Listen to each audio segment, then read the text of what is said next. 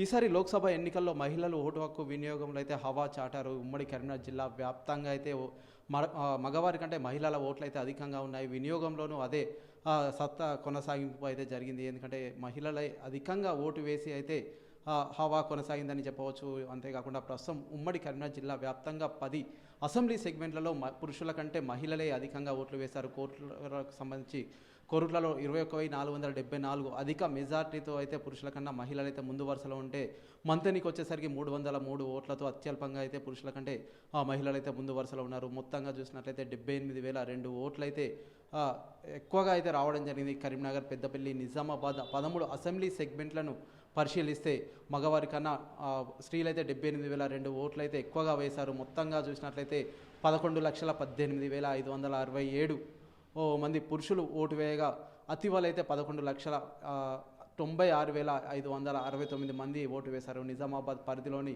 జగిత్యాల, కోరుట్లలో అయితే నారీ శక్తిని అయితే చాటారని చెప్పవచ్చు. ఇక్కడైతే 3,55,709 మంది ఓటు వేయగా అందులో 55.32% మహిళలు ఓటింగ్ ఉంటే 44.67% పురుషుల ఓటింగ్ అయితే ఉందని అధికారులు అయితే వెల్లడించడం జరిగింది. మగవారి కంటే స్త్రీలైతే అధికంగా ఓటు హక్కు అయితే వినియోగించుకున్నారు. కరీంనగర్ లోక్సభ స్థానంలో అయితే 48.68% అయితే ఓట్లు వేస్తే మహిళలు 51.31% ఓటు వేశారు. పెద్దపల్లి స్థానంలో చూసినట్లయితే 49.91% మగవారు వేస్తే 50.8% మహిళలైతే ఓటు హక్కు అయితే వినియోగించుకున్నారు. ప్రస్తుతం దీనికి సంబంధించి కరీంనగర్, పెద్దపల్లి, నిజామాబాద్ లోక్సభ స్థానాల్లో 2014-19 చూసినట్లయితే ఈసారి అయితే అధికంగా మహిళలైతే ముందు వరుసలో ఉన్నారు. ఓటు హక్కు అయితే వినియోగించుకున్నారు.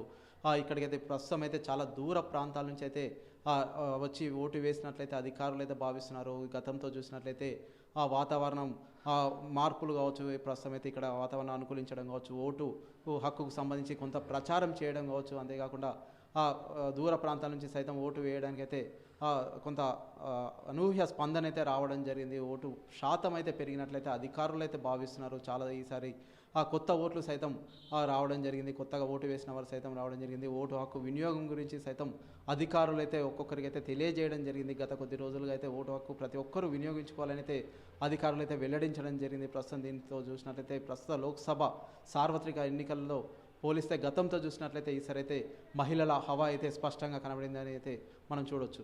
Over to studio. మరిన్ని వీడియోస్ కోసం ఛానల్ ని సబ్స్క్రైబ్ చేయండి. లేటెస్ట్ అప్డేట్స్ కోసం వాట్సాప్ ఛానల్ ని ఫాలో చేయండి. అండ్ లింక్ డిస్క్రిప్షన్ లో ఉంది.